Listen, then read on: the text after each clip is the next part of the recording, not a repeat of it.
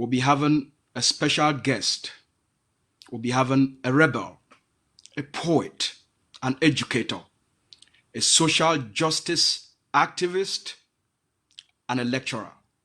Today, we are privileged and honored to have Professor Patrick Nganang on the interview. Welcome, Prof.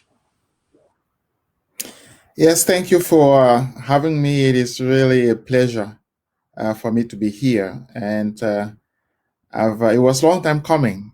And I congratulate you also to the television station. I think it is an important venue and it is an important media to reach the population.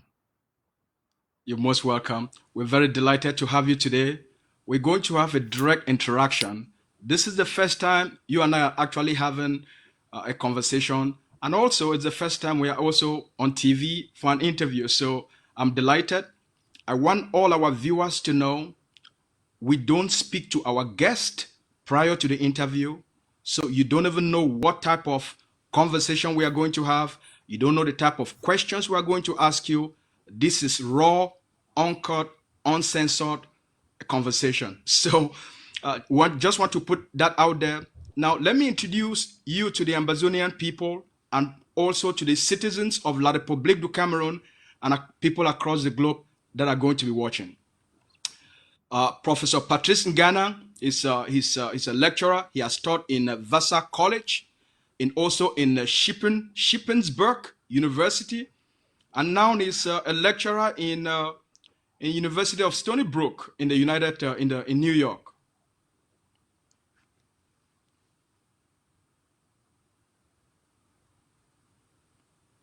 You are also a prolific writer. You are an award-winning writer. You are an international best-selling author.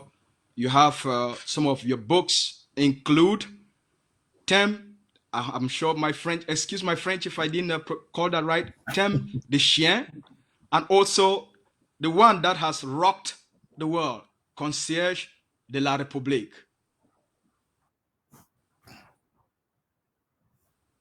So let me start by asking you this question. When the conflict in southern Cameroons, now called Ambazonia, when it began in 2016, you made a trip to the territory during that period. What made you decide to go to Ambazonia? Yes, I mean, first of all, say that I did not write a book called Concierge de la République. It is the title I have. It is the title I gave myself.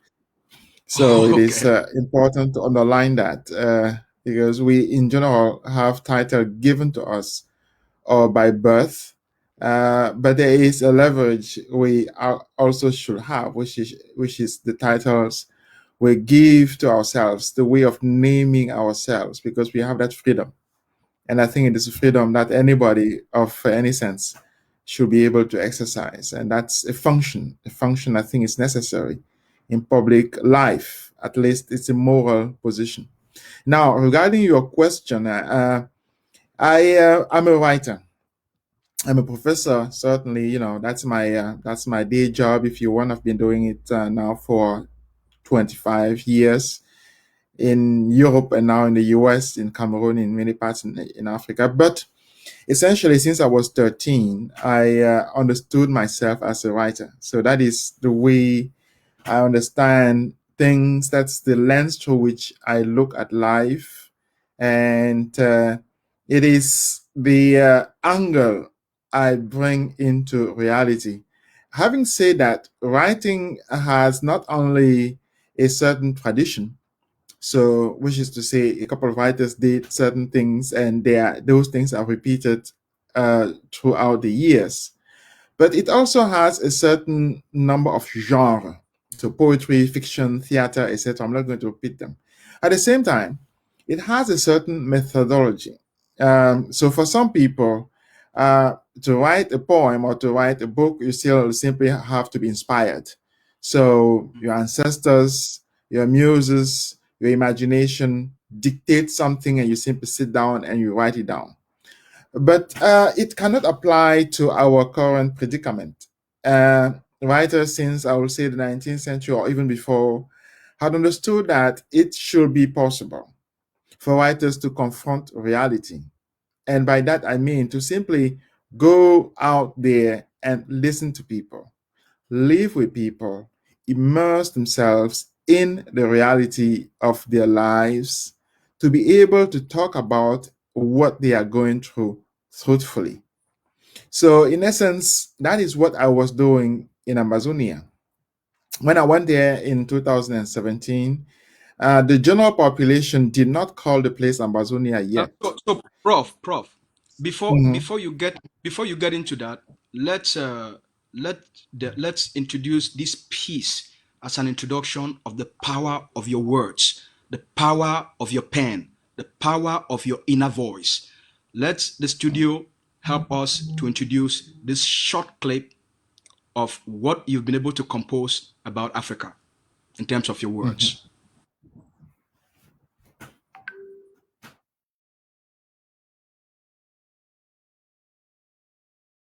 Writing for change. There are many ways to write about Africa, but talent remains the compass. While the continent's history cannot be easily summarized, its predicament is still one of domination, a taxing predicament that calls for sagacity as well as imagination. Writing under domination is not a matter of location, but of condition. It is simply wrong to depict the African continent as a living hell populated by child soldiers only, and held captive by thugs. Even if such a narrative sells books, it is equally too easy to view the story of Africans as that of a people whose quest for happiness and freedom is fulfilled only on American or European shores. Because there is no way all African people will one day leave Africa to come and settle in Paris or New York City, telling the story of African lives will always have to look for the ways in which African people do indeed find happiness in Africa, do cope with their everyday, and transform their potentials into stunning stories that more than often surprise the world. For the continent is immensely beautiful, rich, and populated by amazingly gifted people. Domination blankets the paths of the multitudes, transforms enchanted visions, and recomposes unexpected endings to make them into predictable tales. The disconnect between an African writer's life and the story told in his or her books will one day astonish many. That disconnect will stop being looked at from the point of view that fiction gives a writer the license to invent and will become what it truly is. Another chapter in the continent's struggle to transform the lived experience of its children into dignified narratives. What makes life so joyful and thus beautiful when one is in Harare or Dakar may well be best expressed by singers and not by writers. And what produces a Samuel Eto'o, and not only but him, a succession of extraordinary athletes in Lagos, Nairobi, Accra, may well be the stuff that still finds its expression only outside of literature. And yet, in those moments of bliss, it is beauty that presents itself. The beauty you see in the smile of an infant in the middle of a refugee camp in the Congo, or in the genius of Sultan Njoya, who composed 7 versions of an alphabet to write books, and this during the deepest years of colonialism and World War I. There is no beauty in despair, but the ability of the human spirit to transcend a history of domination is a flash of sunlight. Writing has the ability to inspire people. As a matter of fact, there lies writing's most transient secret. Beyond the capacity it has to narrate, because a novel or a poem is read from the intimacy of people's lives, because a writer's sentences are digested in those places where readers choose to be face to face with the unknown. A reader's conversation with a writer is always conducted in whispers, for a writer is a whisperer before being a storyteller. Remember, a book can say to its reader, you simply have no obligation to accept the bullshit you are presented with. Remember, you have in you an inner strength that can defeat all the odds you see before you. Remember that the evil you see displayed under the sun is manufactured. and you can easily obliterate it the moment you apply against it an equal force housed in the good.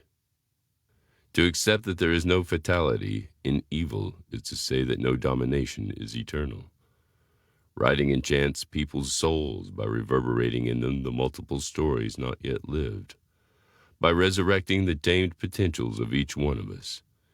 It does so by showing a reader that one is never alone, for with the reader there is always the person who wrote the sentence that incites to act, and thus understands the predicament in which one is.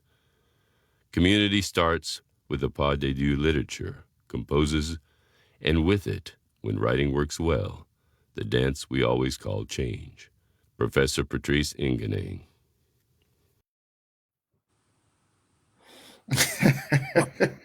That was a very interesting piece. It's very beautiful. So thank you for that. Now let me go back to the question I asked you. What inspired a man like you? You live a luxurious life, a professional life. You have a big university in which you're a lecturer. You have great work in which you're doing, a lot of humanitarian work, a lot of social justice work. What compelled you to leave the United States, to go to southern Cameroons, or what was known as the Northwest and Southwest when the conflict started? Yes, I was saying that writing has a methodology. Of course, you sit on the desk and you write.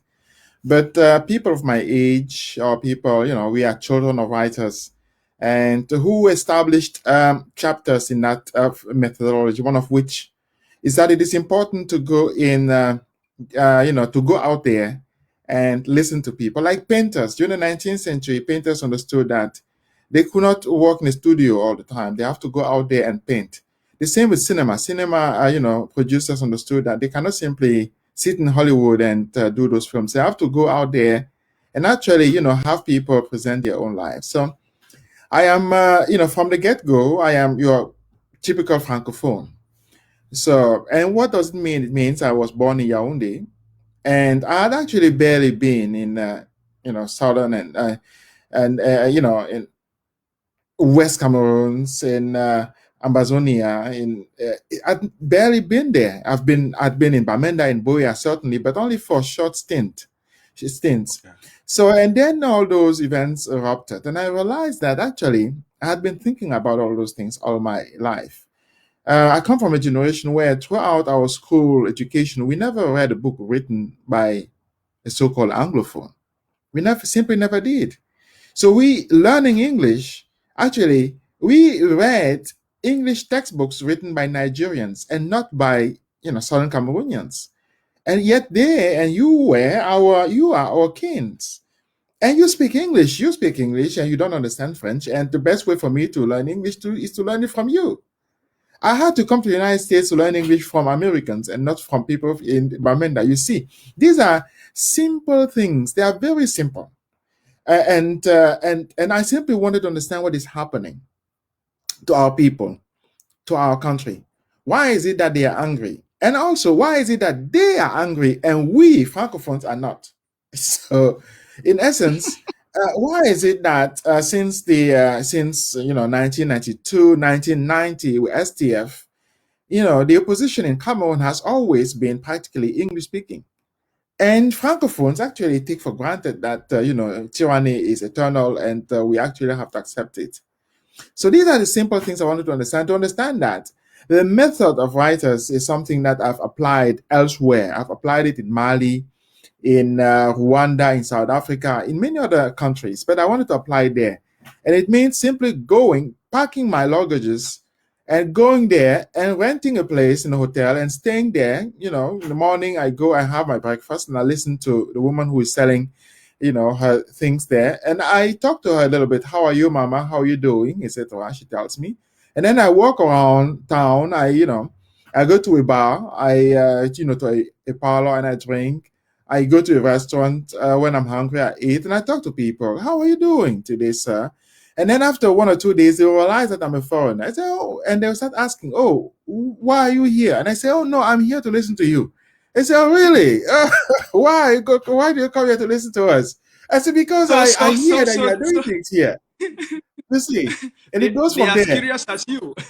Yes, and sometimes they invite me to their places. For instance, one lady, Rebecca is her name, in Tombell. She said, "Yeah, no, please come to my place at 6 p.m. and we'll have dinner together."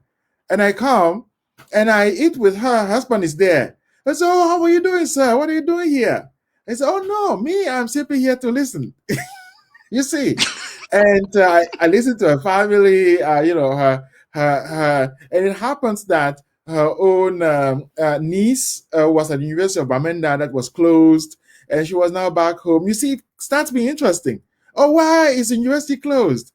He said, all those events. I said, what event? How did it close?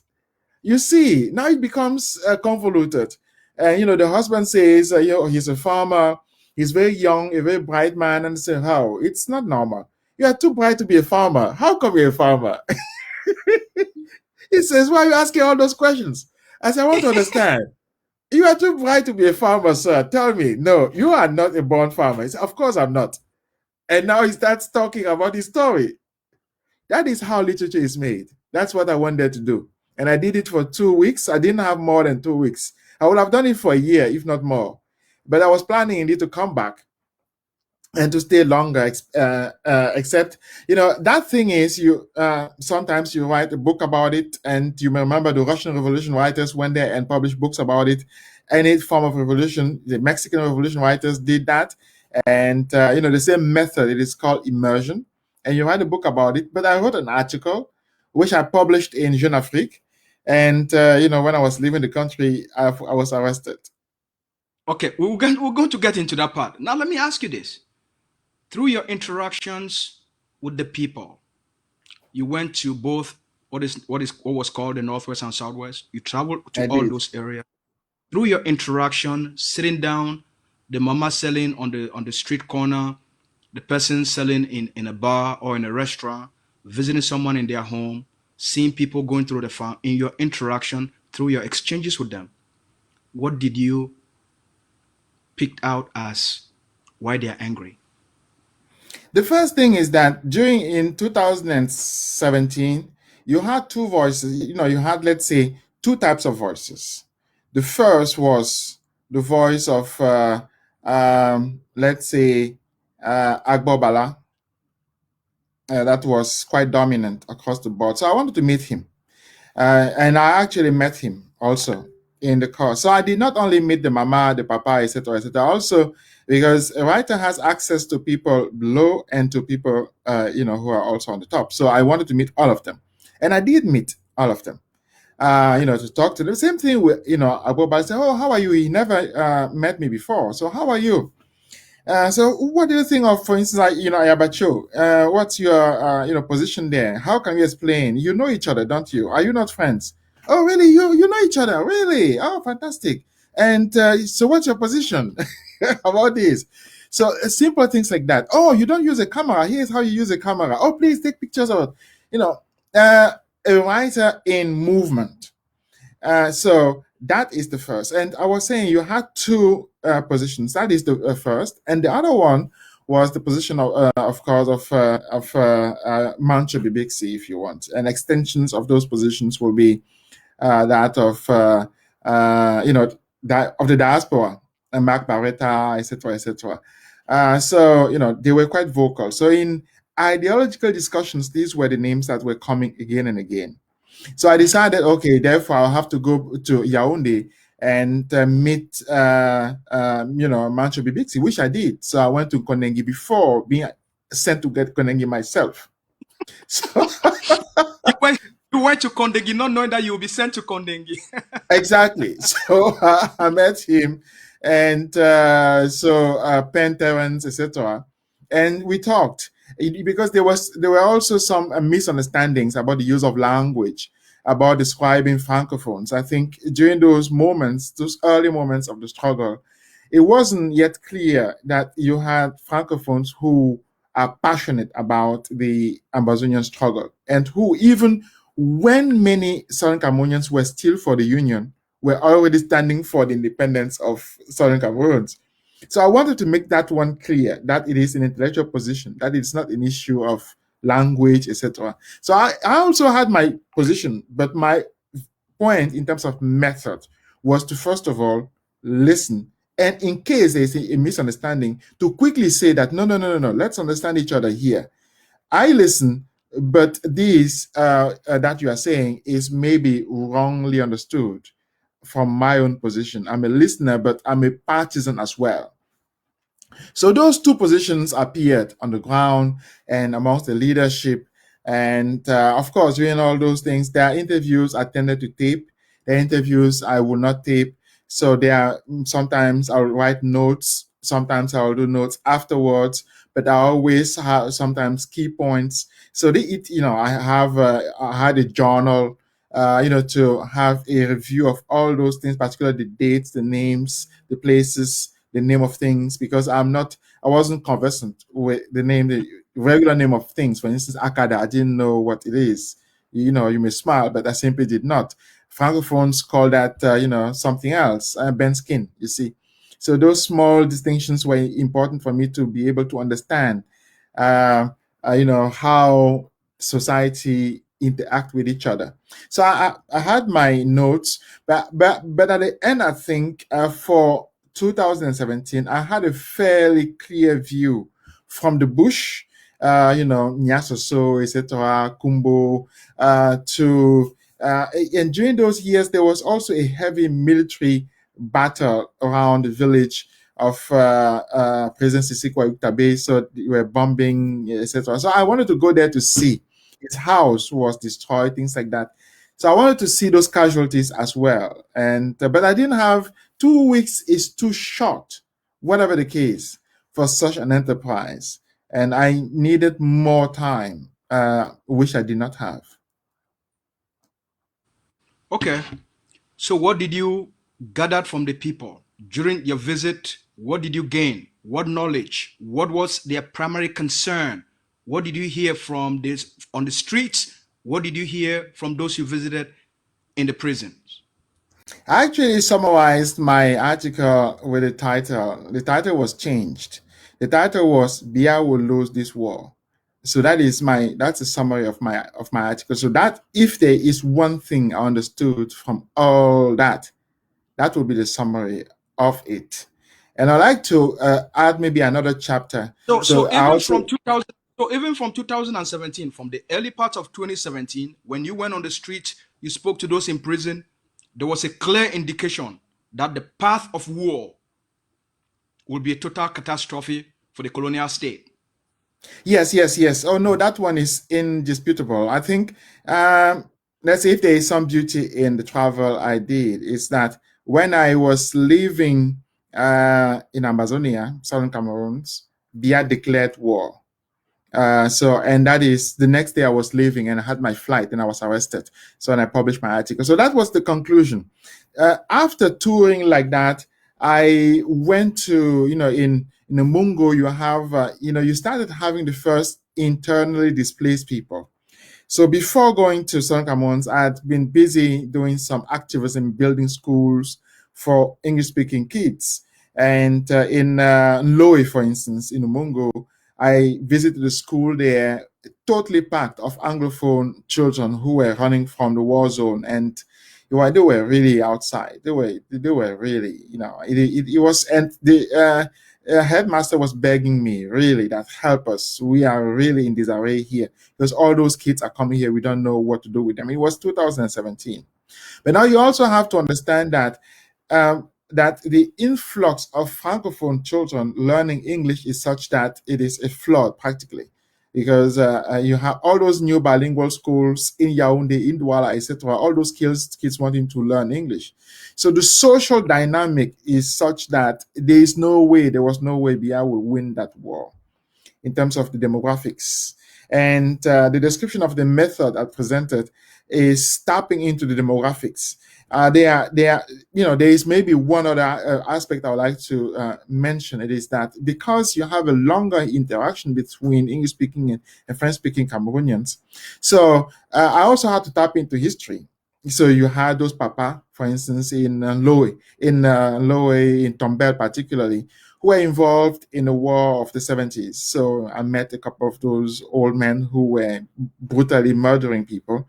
And so a casual talk with such people made me understand the position of the army even back then, because then I could see the chain of command.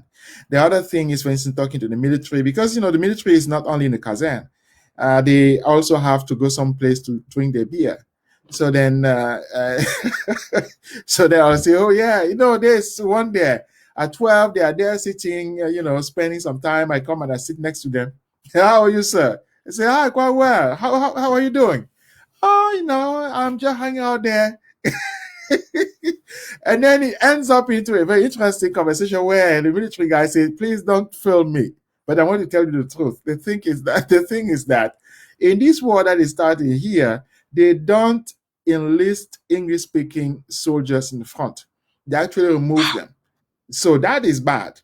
It was 2017, and multiple military people already told me that those fighting there, those sent there, they are not sending English speaking. Not that English speakings are not, when they are soldiers, if they are sent, they will go because they have a command. But they are removed from that. It means people are thinking about something bad here, and you have to remember that. So those casual conversations made me understand that, given the segment of the population I was talking about, and now, I took notes, etc. And, it is a method I say that I've applied in many other countries, and I'm not the first one to do that. German writers, Nobel Prize winners, etc. used it. Shoyinka used it here and there. So I simply applied, method of having somebody talk and going back, doing some research on the person, to fix the person in a particular historical or social conundrum. And you realize if it is a low-ranking soldier, if it is an Anglophone soldier, then you ask the soldier, okay, what is the position? Are you in the front here? Who sent you? When do you come? Etc. You realize suddenly that person is involved in a fabric of conflict that he or she understands in his or her own language, but I have my own. Or if you talk to a papa, the papa is not particularly innocent because the papa was maybe involved in the war of the 70s as well. So then you have to come back to what the papa is saying and relate to what the history of that specific papa is. The same thing with the mama. She may be somebody who was a refugee, a Bamileke refugee of the 60s and 70s. You see, and she settled there. When you're referring to the war of the 70s, you're talking about the war in East Cameroon, where the nationalist movement were battling the colonial state for full independence. Is that correct? Exactly. Which so is you have which they term those people as maquisards, right? Exactly. So you have let's say a crossing of wars in Ambazonia. You have a crossing of generations and of war of conflicts, and it's important to be able to disentangle that, to understand what people are saying better, and to even understand how people take their position. Why people, for instance, decide not to fight, why people decide to fight, and who are those who are fighting and who are those who are running away. It's because some people will say, there is a fight, let me give you an example. There's a short video. It doesn't have anything to do with, Ambazonia. There's a short video about Afghanistan. There's a bombing and people were praying. There's a bombing, and those who are praying, they don't even move. They continue praying. It means they understand that bombing has a particular significance, and maybe it is they doing the bombing. You see, so they have no reason to run because they understand it. So a writer needs to put himself in a position that he understands what's going on. In that particular situation, those who will be running will be foreigners because they don't know, and those of the place will not run. So that is the point I wanted to get. So that's immersion, to understand, to get to a point where I literally understand the population of Southern Cameroons, and I can actually now speak for them. Not now speaking to for them, whoever, but to the Francophones, and say, here is what they say. Now, speaking for them, you went there, visited them, you finally came out with an article published in Jeune Afrique. What was about your article? About the war, about the dictator's policy that made you to be picked up? to be arrested? It now boils down to my interrogation. The first thing is, in that country called Cameroon, run from the point of view of the French and of the French-speaking part of the population, and specifically even from the ethnic group of the president, people don't understand what the writer is. People don't understand how a writer functions. I'm not saying that being a writer is not dangerous. I'm saying it is. But they actually, wanted to understand 3 or 4 things. The first is, who finances me? It is ludicrous. I told them, I'm a university professor. I can fly anywhere I want. I can afford a trip to go to Cameroon, my own country. I don't need any money from anybody. Because they were thinking it is America who is financing me, blah, blah, blah. I said, come on, give me a break. Cool down. Why should somebody finance me? I live in the house of Mama. Mama says, live here. She says, it means I'm not paying. And then I'm going to say, oh, this Mama is making me not pay for my hotel. So what I'm going to do is I'm going to take the money of my hotel and give it to her. So it is a back and forth, and I'll stay with her. I'll understand her predicament, because in the morning I'll see her waking up, asking children to do this and that. And this is part of the food of my own writing. There's no money for that. There's no price for that. So that's the first thing they wanted to understand. Where does the money come from? The other thing was they wanted to understand if I have a connection with the Ambazonian leadership. I say, I say, you are ludicrous, you people. I smile and I laugh easily. I say, you must be joking. Why should I have it? If I had a connection, I would not come in the first place. I am looking for that connection. Do you have it? If you have it, please give it to me. I said, give me a break. What was that response? I'm saying, Carl, I'll be looking forward to meet you, but sure, give me his phone number. I'm going to call him just now. What are you talking about? Idiots. I'm in Bamenda. I'm there and I say, I want to meet XYZ. Do you think I'm going to say that? I meet them, by surprise. That's what it means to be a writer. These are the kinds of things they wanted to know.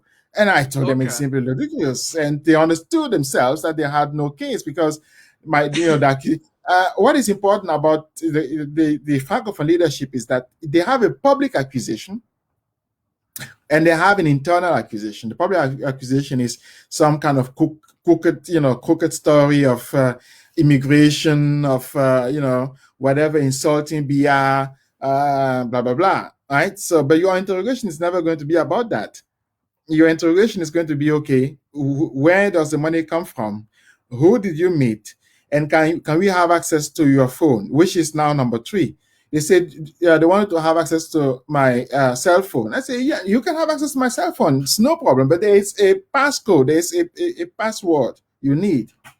They say, okay, do you want to put the password? I told them this, I had an iPhone back then. I'd say, okay, with an iPhone, I can type a wrong password 3 times and the phone is blocked.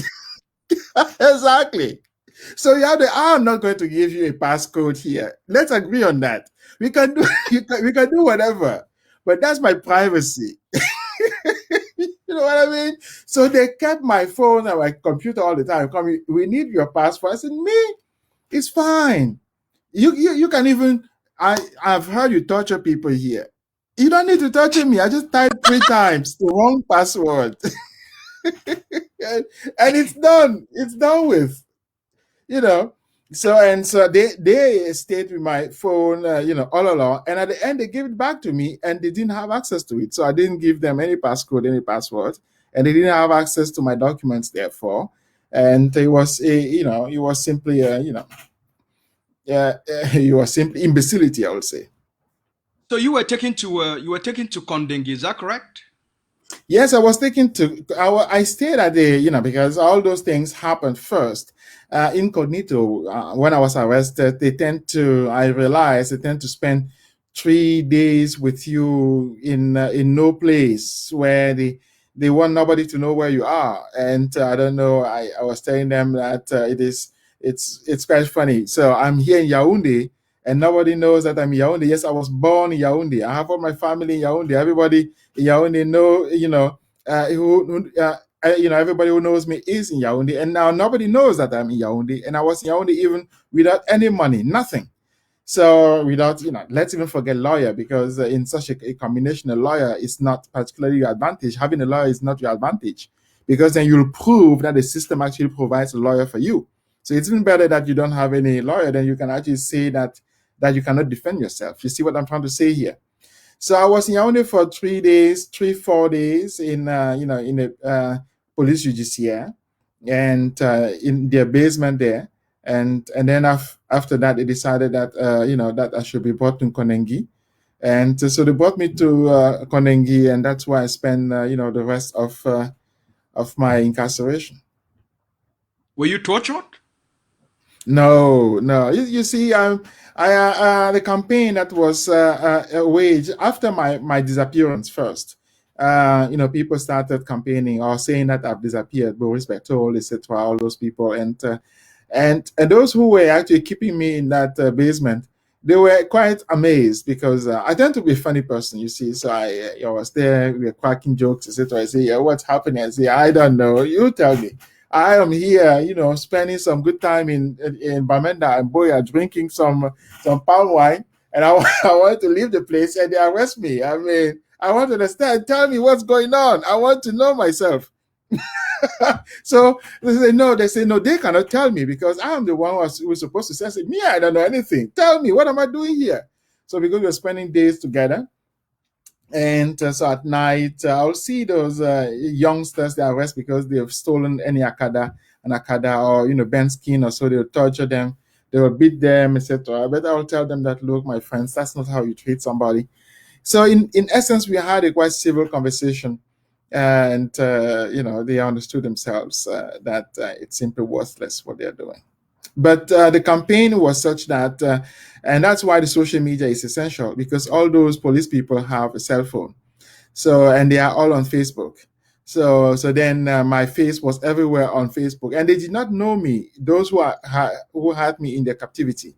So the low-ranking guards. So then they have their cell phones, and they come and they show me, is it you here? I say, of course it's me. What do you say you're doing? What do you think you're doing? People already are looking for me. So now you have to think about what's happening. And so you had some articles here and there, particularly the international campaign was quite heavy, and it was very large. And they realized themselves that they had put themselves in a predicament that was not turning in their advantage. And there was also a social protest, but the university in which University of Stony Brook also launched a social protest. The student there, some of your students, the faculty, they wrote to the U.S. Government. Did the U.S. government intervene in your release? You see, first of all, I had a very well organized campaign, not only my university. I was moving from Stony Brook to Princeton back then. So 2 universities were very much involved in it. But at the same time, my own wife and, the women were leading my own campaign. They mobilized the U.S. government in first of all, Congress people, senators. I live in a place where senators are quite engaged, and they were calling all the time. And from New York, they actually were calling all the time to know what is happening. And so when I say U.S. government, it is not only the executive branch of the government, but also the legislative branch of the government. And that's why when I left, you had a practical law that was introduced. It wasn't voted upon, but it was still introduced, carrying my name all along. So the U.S. government was very much involved in it. On the ground, I didn't see that, because the U.S. embassy was not that much. How can I say it? Was not that much proactive, and so. But it is when I left the U.S. that I saw what was happening in America. But of course, the Europeans were also very much involved in that, I must say. When you returned when you returned back to the United States, you became very outspoken about the colonial regime. You almost became an activist and a rebel against the Biya government. Why did you choose to do that? Was it because you were incarcerated? Was it because of the pain you've experienced? Was it because of you being there and seeing how the people in Southern Cameroon were treated, and you understanding from an intellectual, anthropological, and psychological perspective of the inner war, the inner instructions they were given in terms of what they should do to people? Is that what made you to be angry? Uh, I don't write out of anger. I write out of love. That's the Okay. first thing that I need to say. I never write out of anger, and I say it. And the next thing is I write out of understanding. So Okay. I may be actually one of, if not the last writer to have been in Southern Cameroon to do the kind of job I did. Listen to people, sit with them, and write. That simple task. It is not easy to do that when it is a war zone. And many journalists haven't been there yet. I haven't seen, it is Mimi Mifo, who was the last journalist to actually have done the job of a journalist in Southern Cameroon. Yes. Go on the ground, talk about it, and listen to people. So no, listen to people and talk about it. So that is journalism. So a writer has a different task there. A writer comes from a moral position. It is standing for what is beautiful, what's good, what is love, etc. Standing for the good things. So you take position already. And so as a consequence, you simply cannot accept the brutality that was unleashed on people. And even when I was, traveling around, it was clear, when you had a control the police, simply those facial,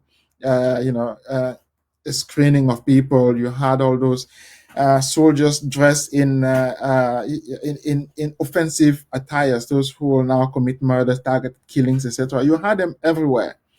I didn't, because I write out of a position of love, I cannot be afraid of people like that. I can actually go to them and ask them questions all the time because I go from love. I go from peace, from love, from history, etc., etc. So when I left, I understood that the second chapter of the writer that I am had to be open, which is to speak for the people that spoke to me and to speak to present what I saw in a very vocal way, going again from that platform of love, of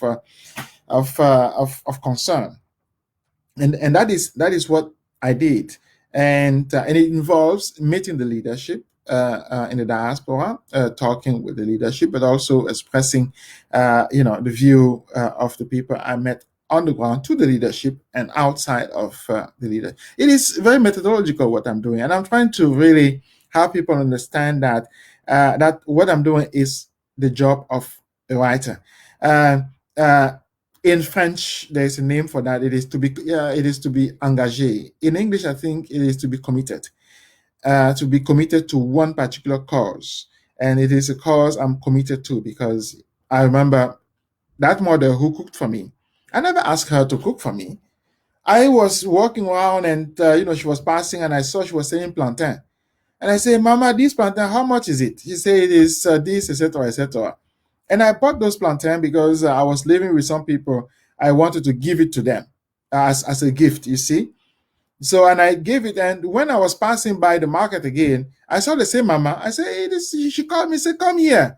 And I came, and she said, yeah, I want to invite you to my house. And I came to her house, you see. It is a natural gesture. So when I speak outside, I'm sure the same mama will not be able to speak in front of Congress easily. So it is her voice I'm carrying with me. It is the memory of what she said I'm carrying with me. And not only that, Mama, the Okada guy, the person was driving me because I wasn't the person who was doing all the driving around. And as a matter of fact, most of those people, those of them who have access to the social media, they contact me later on the social media. And none of them actually felt that I'm betraying what they said. None of them accused me, asked me to stop, etc. None of them. Because understand that what I'm doing is actually articulating the things they felt. Now, let me ask you this question. With Mhm. all what is happening on the ground, you study sociology, you study anthropology, obviously some social psychology as well. So you understand human nature, you understand people, you understand culture, you understand a society and customs. What is it that drives the brutal dictator to be doing what he's doing to the people of Ambazonia? I think there is I've articulated that actually in French, and I think it is a good moment for me to say it in English as well, because Please. there are some miscommunications between us, and they are being cleared more and more. The Bia tyranny is tribal, so it is totally tribal. So you have to, instead, if you talk about it, you have to understand that it functions like the Boer in South Africa. So it is a small group, even a family, and around it you have the tribe of the president, the Bulu, and it came there after 40 years of power. Specifically, started in 1984. So the structure was installed in 1984 after an attempted coup d'etat that failed, and I think the first person who described it very well is really Gorgi Dinka in three documents. One where he presents the Ambazonia revolution, the second one where he presents the need for a revolution taking into account the interest of the English-speaking part of the population, and the third in a letter to soldiers. And you see, he is actually one of the first who wrote a letter, an open letter to soldiers. And yesterday I was reading an open letter to soldier coming now again from English-speaking Cameroonians. So it has a long history. You see, one has to not only talk to people on the street, one has to inform oneself to understand the history of what they say. So you see, Gorgi Dinka is, of course, the inventor of the concept of Ambazonia. And you For sure. realize that one is repeating exactly what he did. And I met him in London, by the way. So what I'm trying to say is that the job I do is to listen to people, to walk around and have an understanding of why they do what they do and what is the history of what they do. And I'm confident very few people do that in Francophone Cameroon. Now, to come back to your question, when Gorgi Dinka was writing that, if you read his text, you will realize that his text is actually describing the Bia government of today, of now, which is a totally tribal government. It is a government that simply that is held by a small tribe, and that tribe acts out of survival. They need to survive. They need to survive based on what? In the southern part of Cameroon, you have nothing. You have the jungle, you have nothing. They can sell the trees, but under the tree, there's some gold. They say there's gold or diamond, but it is really a ridiculously small quantity. So they can sell the trees, which is what they do. But what they need to be able to survive, really, which is to pay the military, to pay the administration, to pay all those infrastructures of survival, they need money. They need cash. And where does that cash come from? It comes from Ambazonia. It comes from oil.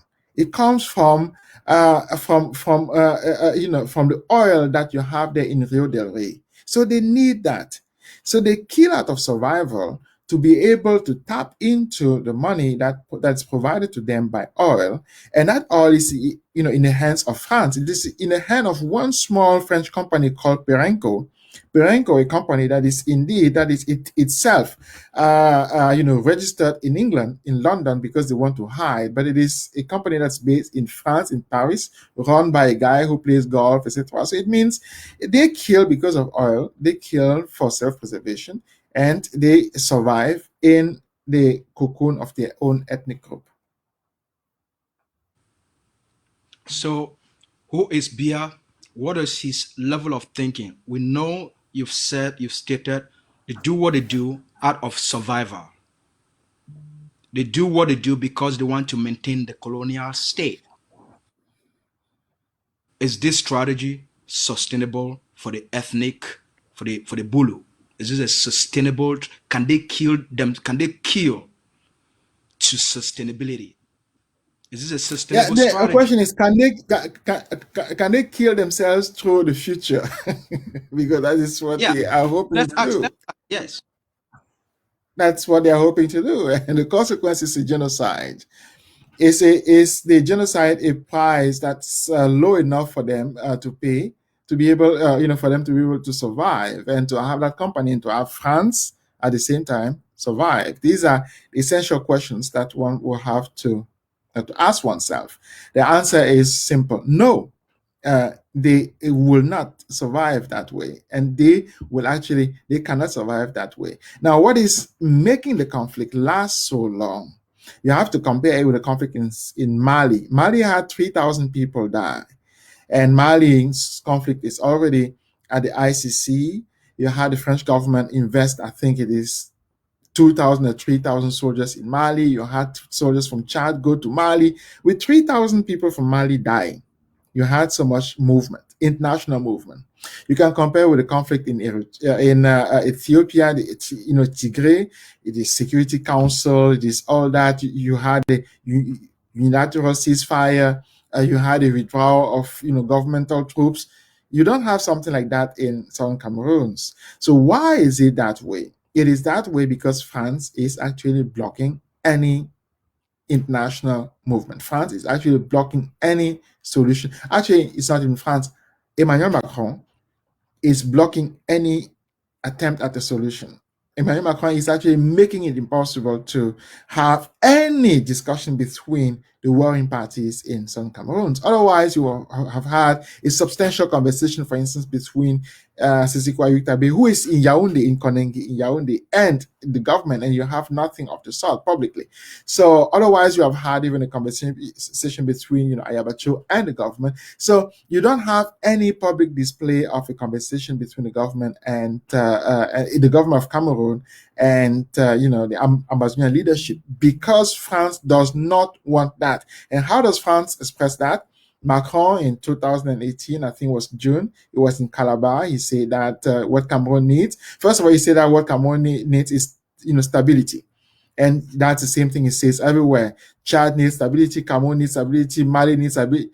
For him, Africa is a place of total instability, and what we need is stability. When it's clear that Ambazonia doesn't need stability, what we need is change. And even the Francophone part of Cameroon needs change. So the second thing is he says that what Cameroon needs is decentralization. I mean, even a child in Cameroon doesn't want decentralization. You see, we are talking about a country that is in itself not free, that is in itself not capable of deciding for what it wants. It is Macron, the child Macron, who says what is going to become the policy. So we are talking about La République, a Francophone part of Cameroon, that is actually literally committing a genocide. I say it about soldiers when I met them on the ground. Some of them they already told me that Anglophone soldiers are not sent to fight. They are removed from the zone of conflict. It hasn't changed. Since 2017, you can look all videos, systematically all of them. They are Francophone soldiers, systematically all of them. I've never seen a video coming from the front where the Cameroon army is made of somebody who speaks English. Never. So it is totally impossible, really. So to have a video, made by soldiers themselves, having one of them speak in English to the other soldiers, they always speak in French amongst themselves. So it is a clear case of a genocide. It's not even, thinkable that it will be outside of the box of genocide, because the genocide there is the ethnic cleansing of the army itself, and secondly, the ethnic cleansing of the population, to make sure that you have a conflict based on language, based on ethnicity, based on race, etc. And the consequence of that conflict being the killing of one other part, on the basis of the language you speak, of the ethnicity, of something of the sort. So with that as the backbone, there is no chance for Macron. There is no chance for Biya to actually come safe out of it. There's none.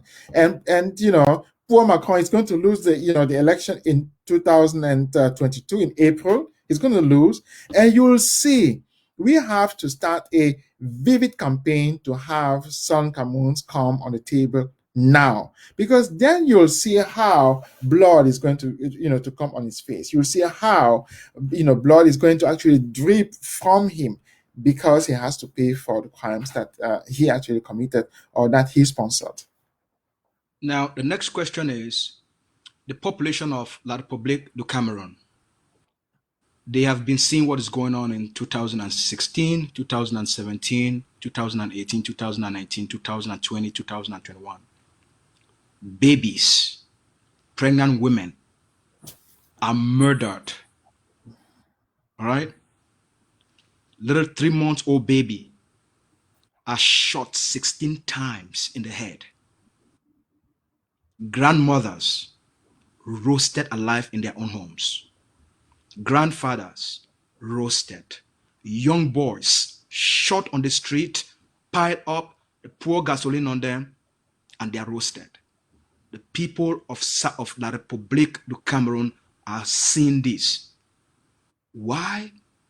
What is within them that is making them to be so stone cold against what is happening? I will not be able to describe their wickedness. I will not be able to describe that, because I do not excuse it. What I do is that I speak for the English-speaking Cameroonians to them. So you may have realized at the beginning of my own page or the books that I was writing, people were saying, "Why don't you write in English?" Well, and I actually wanted to do that myself, and I actually given up on French. And I say there's no way I'll continue writing in a language that itself is criminal, and that in a language that is like German, that's like Afrikaans in South Africa, or like the English of the South in the U.S., a language of order, of killing, a language of genocide. French, that's the way it is.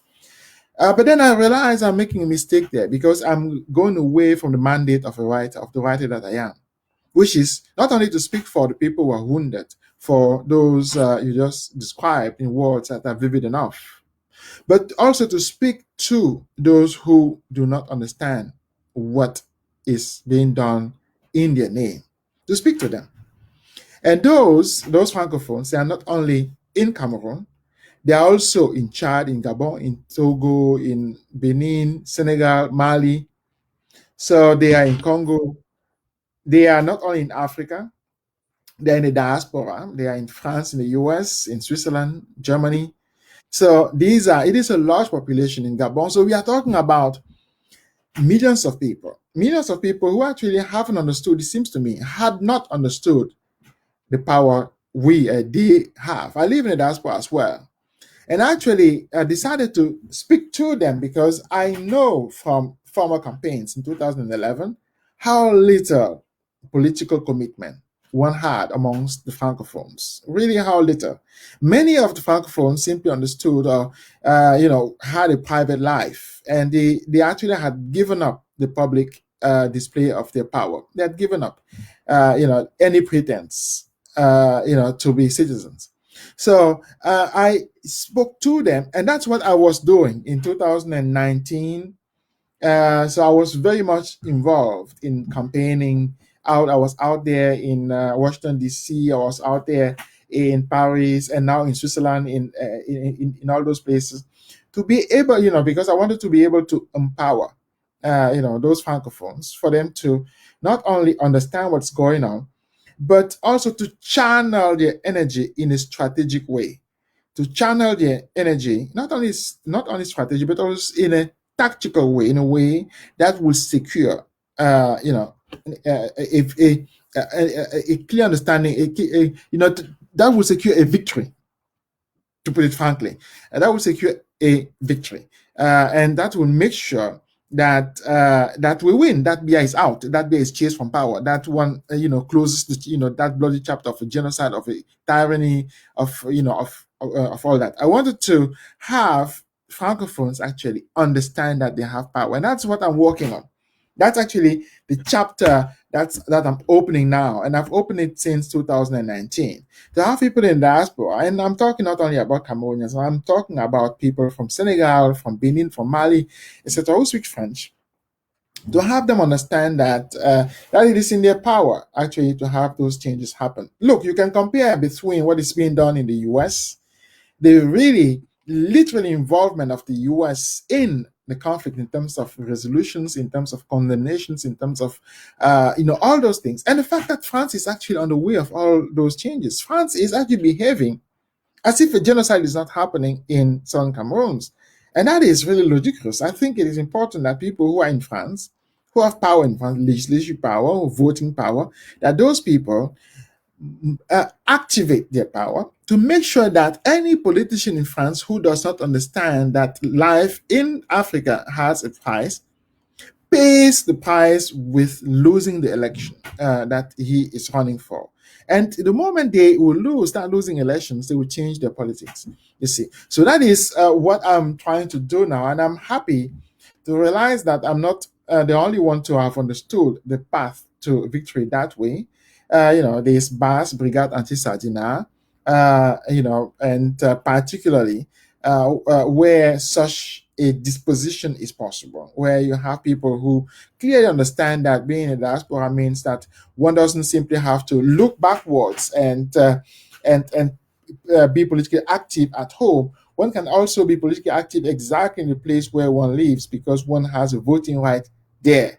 And that voting rights can be activated. One has the right to, to walk on the street, to protest. One has the right to, to do what any citizen can do and have, the political power that is, active there.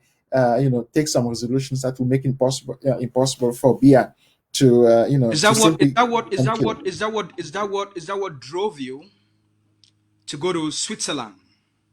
Yes, it is. Because you Can knew you imagine? It is. you know the dictator has been there for a couple of weeks. Is that what drove you to go to Switzerland? What made you to go to No, Switzerland, look, it number is. one? It is. It is actually a quite logical story. I mean, Bia has been going to Switzerland to that hotel since 1969, and I can say it. I think I'm not insulting anybody if I say that you know reserving a room in that hotel, you do it online, and it won't break the back of many Cameroonians who work outside because a room there is quite affordable. It is $400. Communities can come together and rent a room there, two, three, etc. And actually wait for beer. It's very simple. So they want money, we give them money. It's quite simple. And you stay in that room, you wait for him. So why is it that since 1969 nobody did that? That's part of the job of a writer. It is we are actually abandoning the kind of power we have. And it is an example. People are stunned that I was there in the hall and I didn't struggle to get in. You don't need to struggle to get in a hotel. You just book a room. You reserve a room. So actually, I'm talking about what was happening. Of course, you have different tactics. Some people will need to break because the media will talk about it, etc., etc. That is a different tactics. But another tactics is that, Cameroon is not only made of people who will break through doors or windows. Cameroon is made of people who can pay their way through a hotel.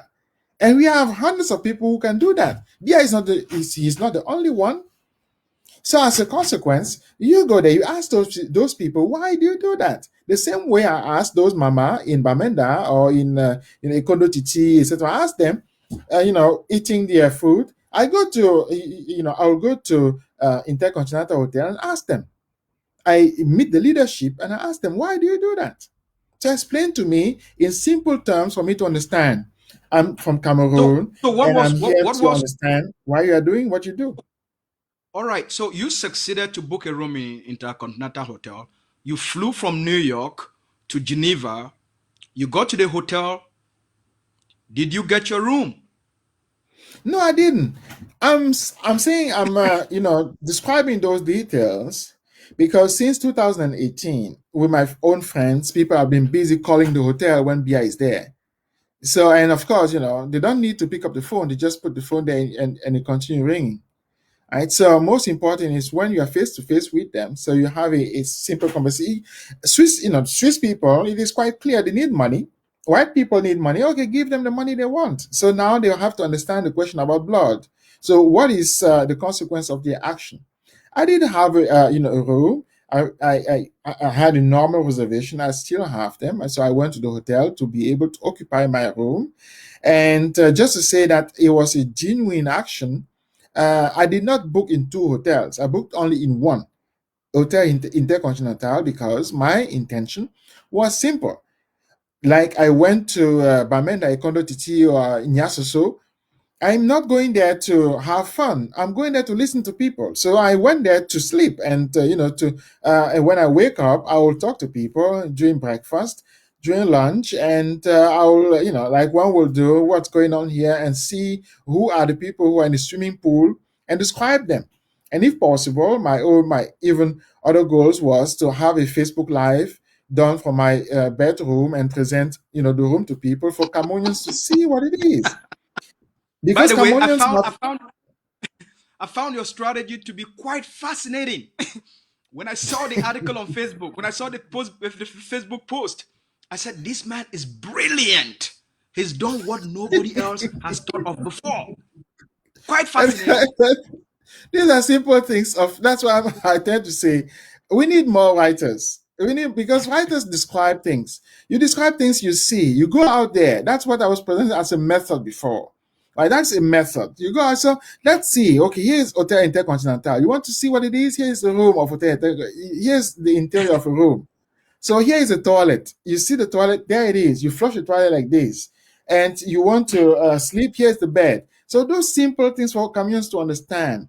And then one will see the crookedness of somebody like Bia.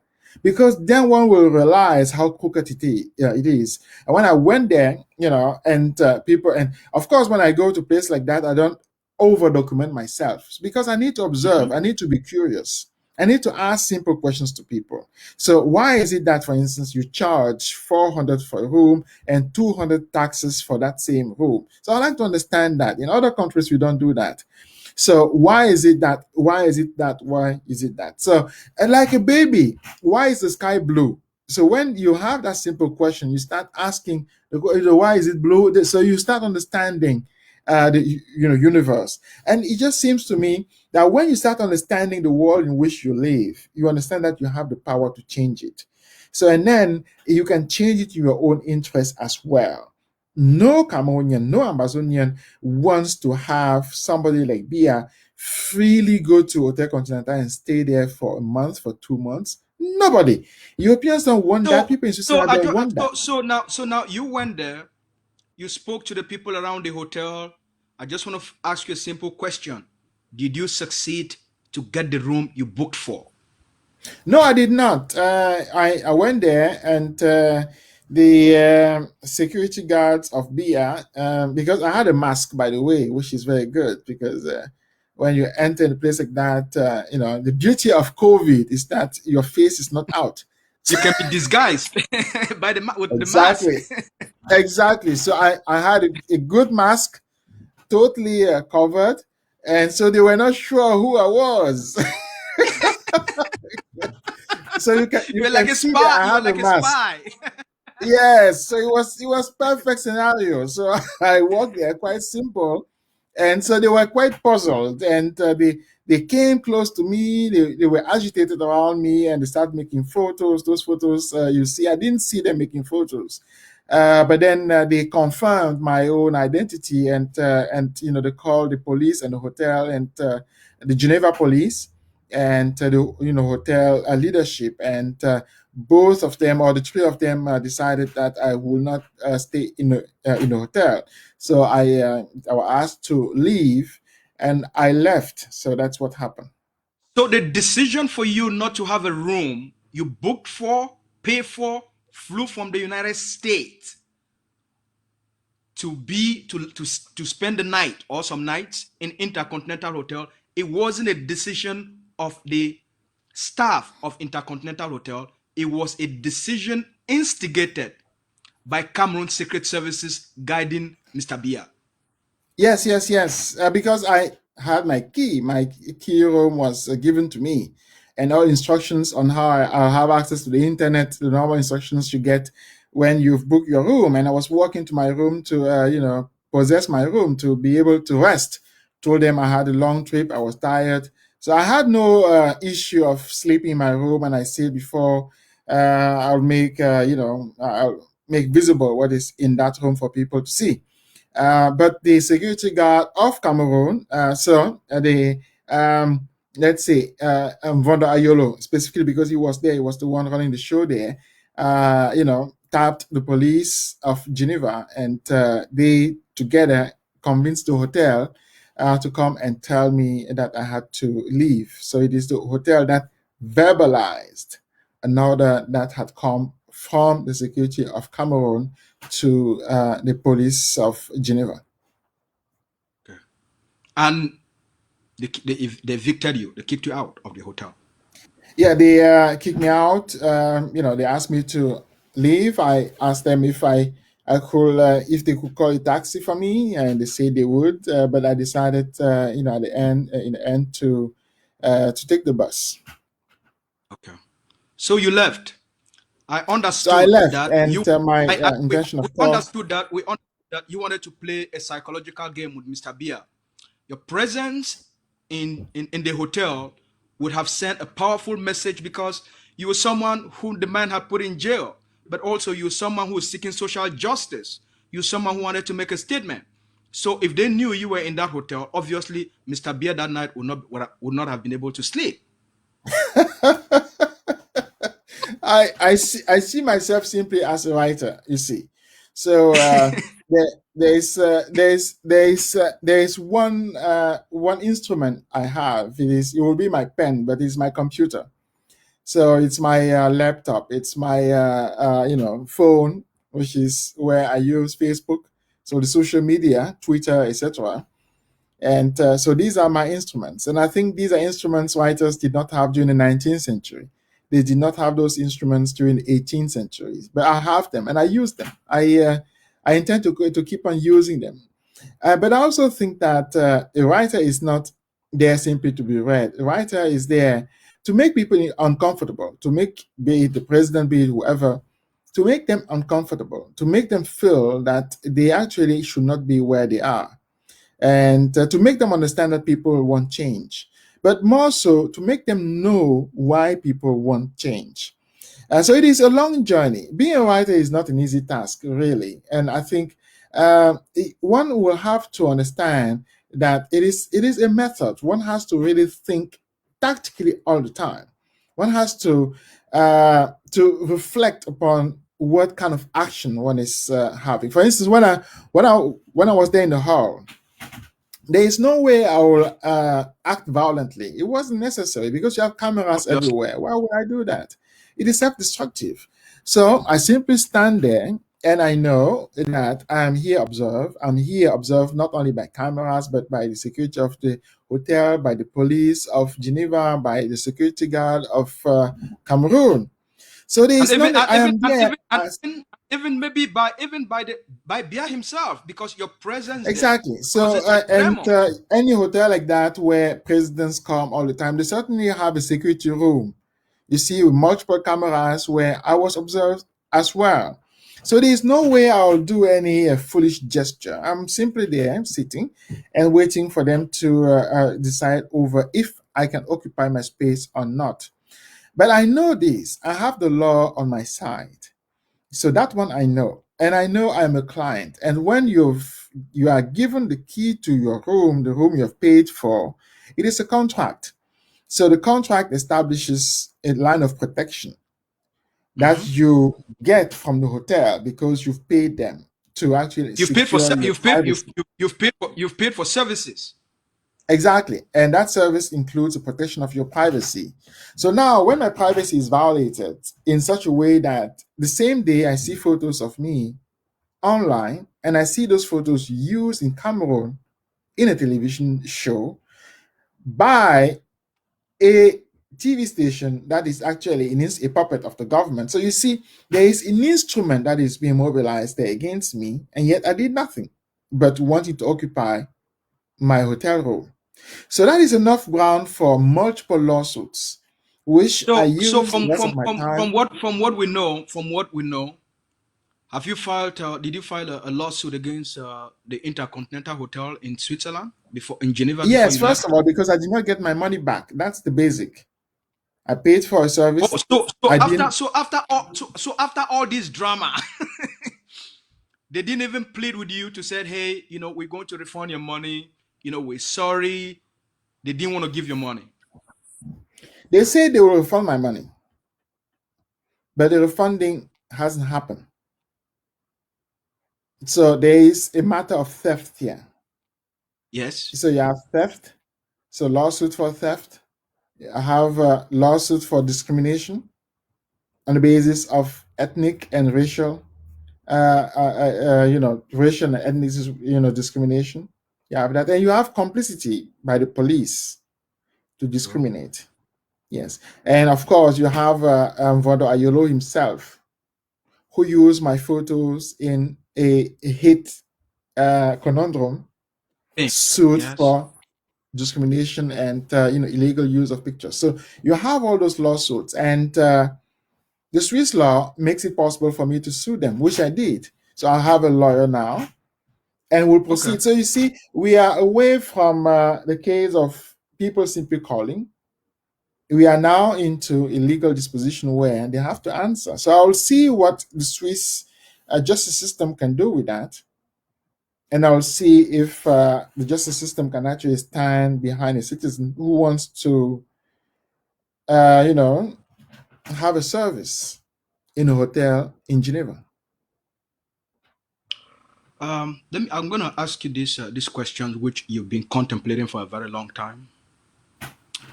You were born in Yaoundé. I was born in Kajifu in southern Cameroon. So you were born in Yaoundé in La République du Cameroon.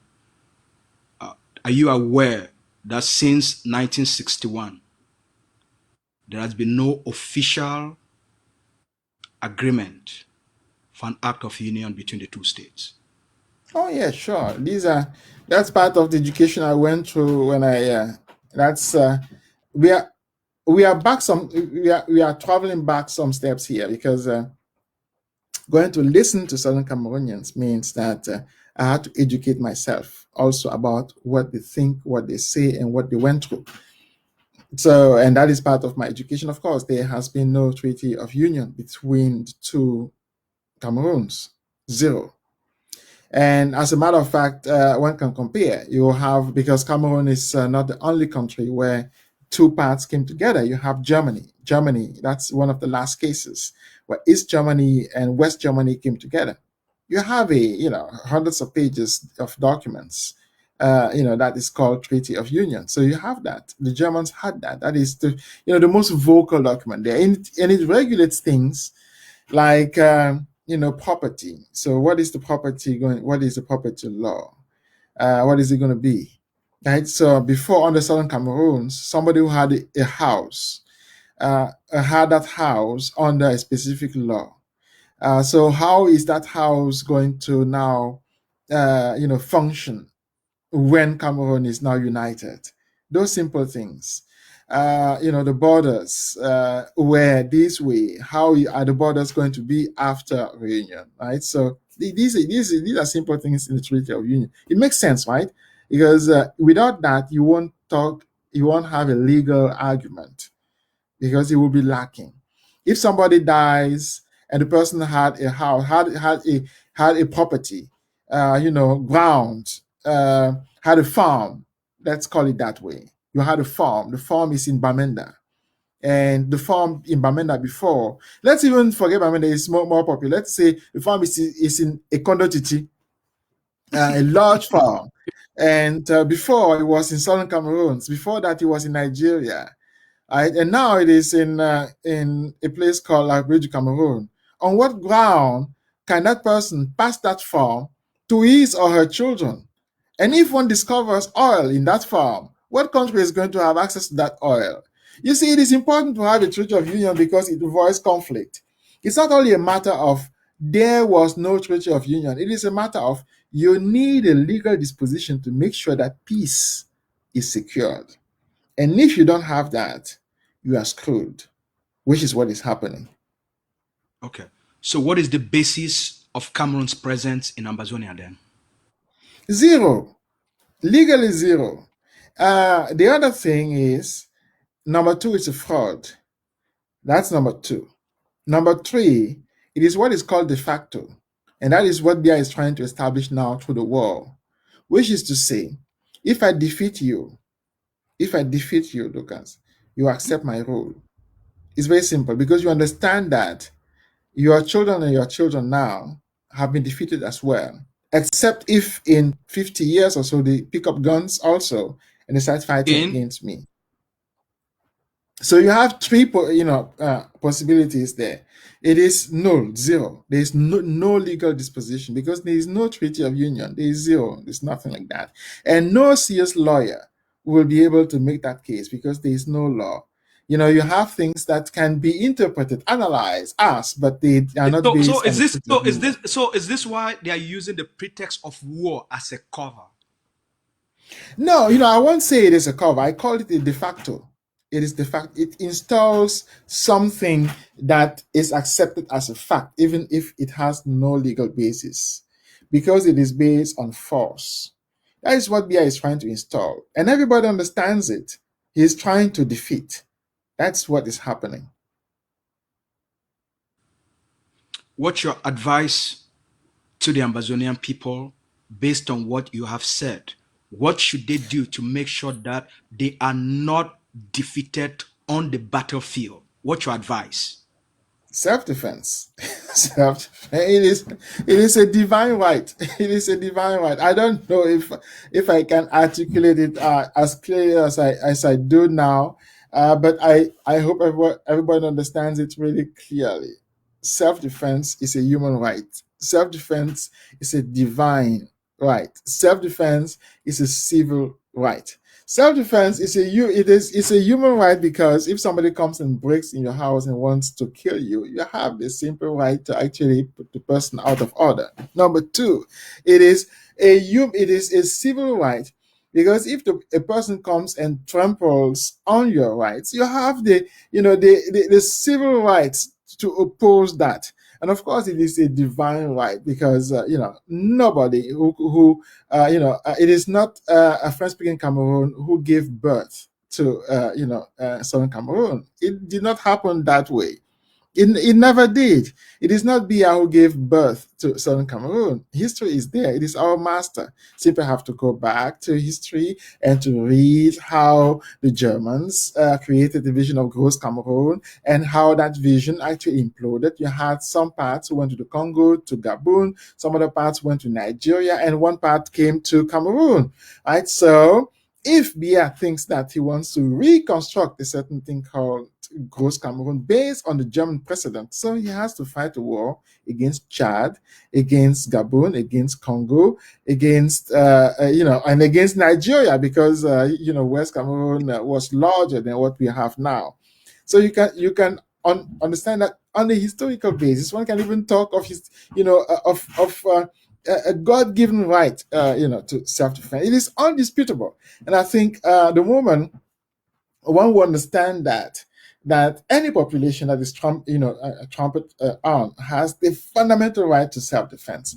That moment, one will actually restore peace in the part of the world we are talking about called Southern Cameroons. What have you been thinking so far? Because as you said when you went down there, you went to the territory around 2017. What you saw was that the Cameroon military can never defeat the Ambazonian people. That was your assessment. Now, with that assessment, knowing that Ambazonia is going to defeat the Cameroon military or the Bia war strategy, I want to ask you this. What have you been thinking of? What will become of Cameroon with Uh, Ambazonia? What will become of Cameroon with Ambazonia defeat of Cameroon? What will become of the northern Cameroon? What will become of the Bulu, and what will become of the Bassa and the Bamileke axis? What have you been thinking so far?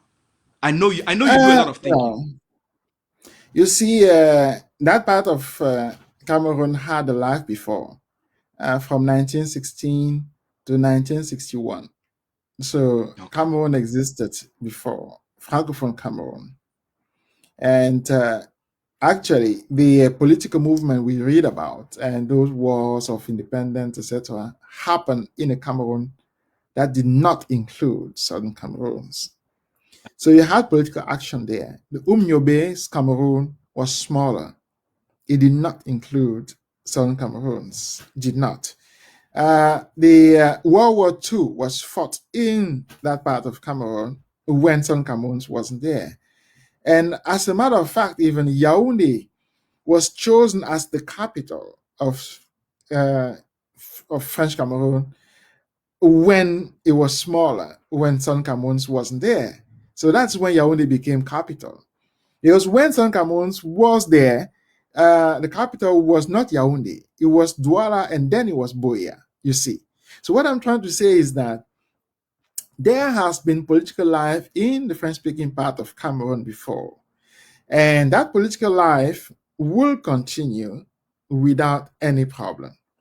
There are precedents for that. In Sudan, for instance, when South Sudan became independent, the northern part of Sudan continued living. And it had a revolution, it had in Khartoum, you had a revolution, you had the president being toppled, and now he's going to be sent to the ICC when he was thinking that he would never go there. So yes, he was thinking that he's immune of ICC, but now he's going to be sent there. And the people were actually saying that he should not go there. Jacob Zuma himself is going to jail. So he is going to jail. So so in that French-speaking part of Cameroon, we will settle our business. Clearly, we will. But I think the most important thing to settle now is the independence of Southern Cameroon. And that one has to be acquired on the basis of self-defense. That is undisputable. Do you see the people of Northern Cameroon, because the independence of Southern Cameroon is going to inspire a radical change in the thinking system within that sub-region? I think that the courage and the bravery of the people of Southern Cameroon has sparked a dynamic change within Cameroon. The colonial state is rushing to do all sorts of things to try to keep the population, to try to keep a cohesiveness within the population. What do you think will be the conflict? Because the defeat of Ambazonia defeat of Cameroon will cause you. I'm sure you're thinking about this already. If not, you should. The Northeast, the Doualas, the Bamilekes, to hold the Bulus accountable for the collapse. No, you see, that is, for instance, the scenario you had in Ethiopia when Eritrea moved away. When after the independence of Eritrea, you had a scenario like that where you had a revolution in Addis Ababa and Haile Selassie was toppled. So it is the reaction. And one can even say in Khartoum, you had a reaction like that. When South Sudan became independent, you had a revolution after that in Khartoum. Everything is possible. But what is important, though, I think, is not necessarily the scenarios of the change scenarios in the French-speaking part of Cameroon, which is good enough. I think I would like to maybe not only I would like to also disappoint you, because I would like Please, you to understand. let's have the conversation. Yes, I would like you to also understand that after the independence of Southern Cameroons, you will not carry Ambazonia on your back and go away with it. It will not happen. It will still be there. And it is important that one understands that nobody will carry a country and walk away with it. That's not what independence means. It means the country still stays exactly there where it is, and you still need to deal with your same neighbors under different conditions. But the mama you were eating beignet from, she's still going to be the same mama who will sell beignet to you. So, and if you want to go to, if there are business you were having in Lowe and you were living in, let's say, Tombel, you will still take the Okada to go there. And but the conditions are going to be different. So no country is going to be put on the back of somebody for the person to go away with it. Yeah. So it is important for me to really say that again and again and again and again, because people don't have a tactile understanding of independence, and they need to have that.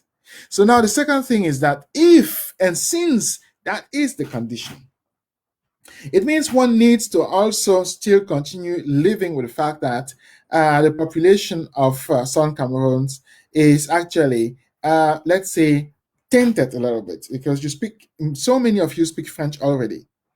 And so many of the Francophones speak English already, which is different from the population of Nigeria. If you're in Nigeria, you will not have that many people speaking French. And I've been in Nigeria, many of the places, they don't speak French. But in Southern Cameroon, they do. You do. So it means you have a country that's in a gray zone. And there is an obligation, therefore, to have a certain way of dealing with French-speaking Cameroon.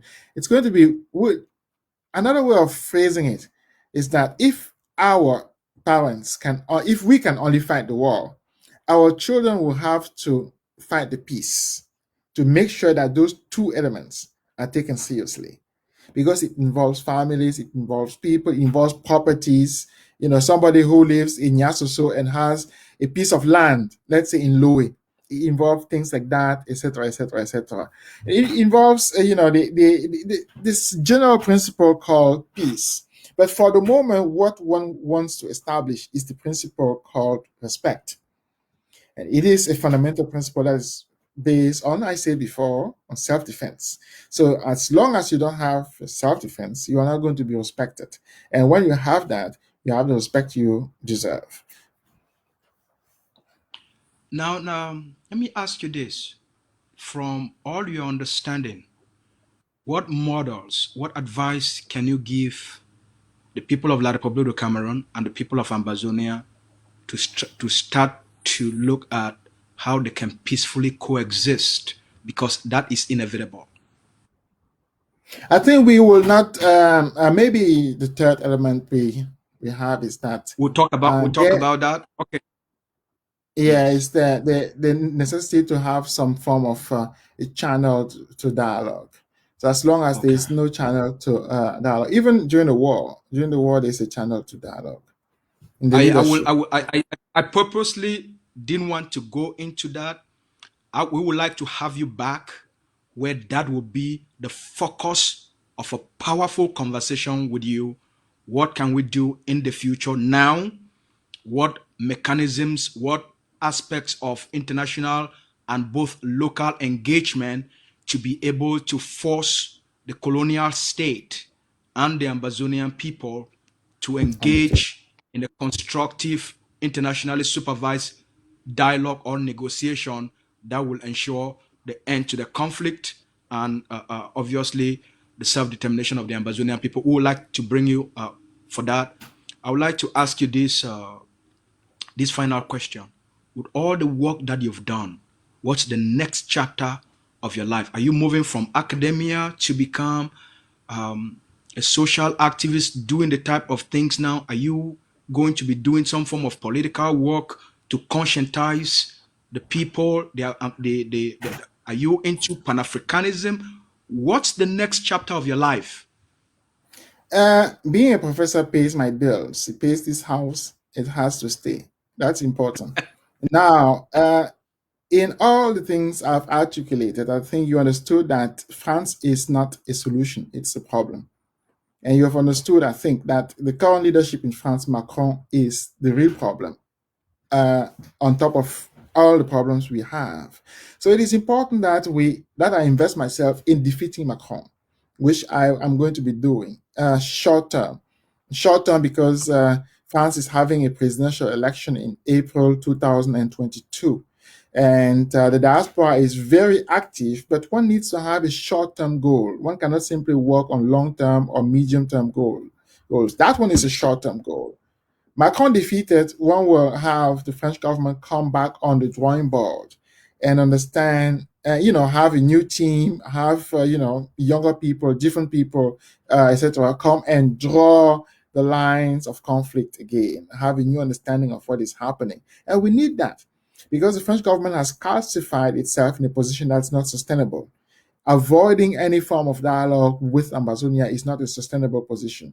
Standing for, decentralization when the immense majority of the population wants peace, wants, dialogue, wants, sovereignty, wants independence, it is not the solution. So one wants to come back to the drawing board and have all the numbers one has reassessed and come to a different conclusion. So defeating Macron is essential there as a short-term goal. So I'm invested in it, in that campaign until April. And then we will see. So I understand my writing, from now as being a reawakening, I would say, of the diaspora, an involvement of the diaspora in the things that I do, because writing is, publishing books gives you a mandate, if you want. It gives you a moral standing, because I don't live from those books. It doesn't give you money. It gives you a moral standing. And from that moral standing, you can have a certain political generosity, to act in particular ways, to empower in particular ways, to sustain campaigns in particular ways. And that's what I'm trying to do now. And that's what I'll be doing. Do you have any advice for the Cameroon military sent in Ambazonia? Oh, I've run during 2 years a campaign to encourage them, actually to finance them. I did finance tens of soldiers who dropped their guns. I did convince tens of soldiers, and they did drop their guns, and I did finance them for a year. That was our deal. Each month I was sending them the equal amount of their salary if they dropped their guns and left the country. So we did that. Many of them were in Africa or out of Africa. And so I encouraged them to drop their guns. I encouraged them to stop killing their brothers. I encouraged them to stop burning the houses of, their brothers, of their mamas and papas. I encouraged them actually to be human beings. I encouraged them to drop their guns. It is the oldest campaign, that it is the most lovely campaign I've ever had, really, because it sustained, I say dozens of soldiers, all of them Francophone soldiers. And I paid them. I was sending them their salary every month. We raised the money for that, and I sent them, and they were thankful. I did have to stop because it was very draining. Because finding that cash needed money, and I didn't needed time, and I didn't have all the time to do that. But my advice will be simply drop your gun, because you will be killed. You will be killed, my friend. Drop your gun. I can even say it in French, if I may. May I? Please.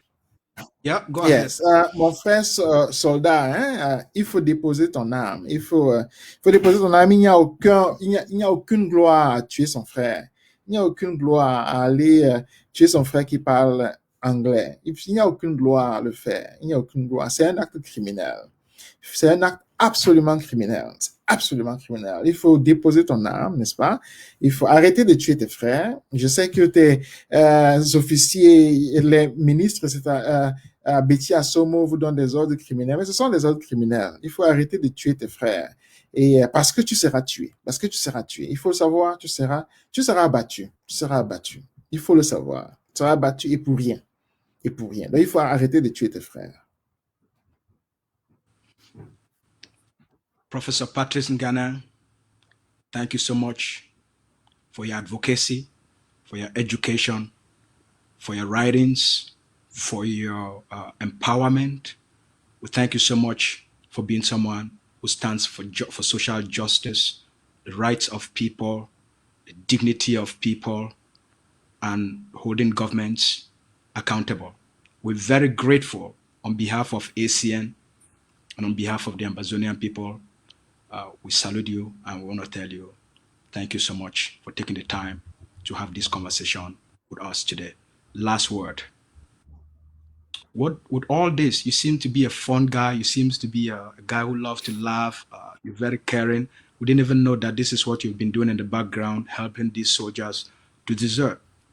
What is it that you enjoy doing, especially when you visit Africa? What is it that you enjoy doing that is relaxing and fun for you?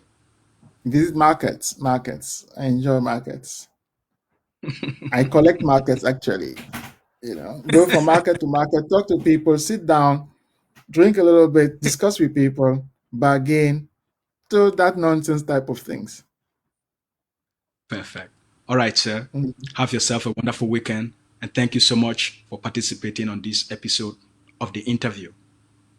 Thank you very much. You too. Bye-bye. Fellow viewers, thank you very much for spending this evening or afternoon with us on this episode of the interview with Professor Patrick Nganang.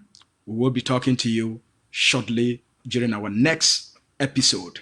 Have a great and beautiful Saturday evening.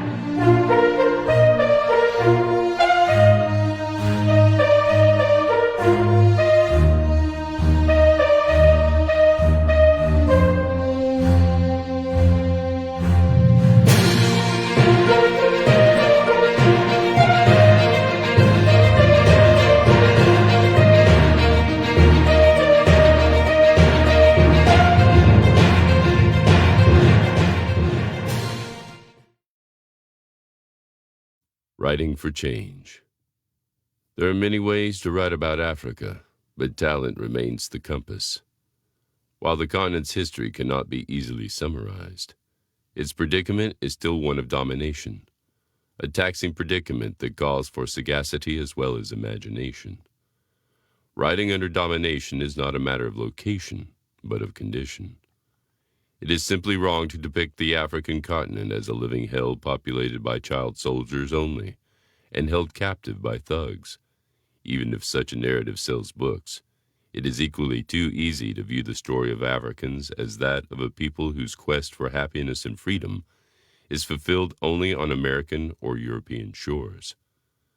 Because there is no way all African people will one day leave Africa to come and settle in Paris or New York City, telling the story of African lives will always have to look for the ways in which African people do indeed find happiness in Africa, do cope with their everyday, and transform their potentials into stunning stories that more than often surprise the world.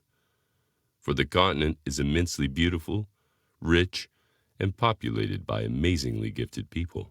Domination blankets the paths of the multitudes, transforms enchanted visions, and recomposes unexpected endings to make them into predictable tales. The disconnect between an African writer's life and the story told in his or her books will one day astonish many. That disconnect will stop being looked at from the point of view that fiction gives a writer the license to invent and will become what it truly is. Another chapter in the continent's struggle to transform the lived experience of its children into dignified narratives. What makes life so joyful and thus beautiful when one is in Harare or Dakar may well be best expressed by singers and not by writers. And what produces a Samuel Eto'o, and not only but him, a succession of extraordinary athletes in Lagos, Nairobi, Accra, may well be the stuff that still finds its expression only outside of literature. And yet, in those moments of bliss, it is beauty that presents itself, the beauty you see in the smile of an infant in the middle of a refugee camp in the Congo, or in the genius of Sultan Njoya, who composed 7 versions of an alphabet to write books, and this during the deepest years of colonialism and World War I. There is no beauty in despair, but the ability of the human spirit to transcend a history of domination is a flash of sunlight. Writing has the ability to inspire people. As a matter of fact, there lies writing's most transient secret. Beyond the capacity it has to narrate, because a novel or a poem is read from the intimacy of people's lives, because a writer's sentences are digested in those places where readers choose to be face to face with the unknown. A reader's conversation with a writer is always conducted in whispers. For a writer is a whisperer before being a storyteller. Remember, a book can say to its reader, you simply have no obligation to accept the bullshit you are presented with. Remember, you have in you an inner strength that can defeat all the odds you see before you. Remember that the evil you see displayed under the sun is manufactured, and you can easily obliterate it the moment you apply against it an equal force housed in the good.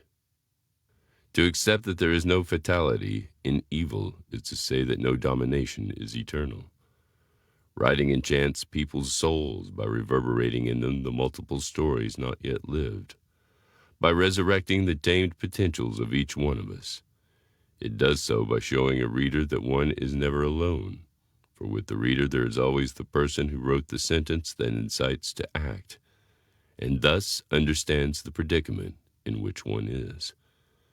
Community starts with a pas de deux literature, composes, and with it, when writing works well, the dance we always call change. Professor Patrick Nganang.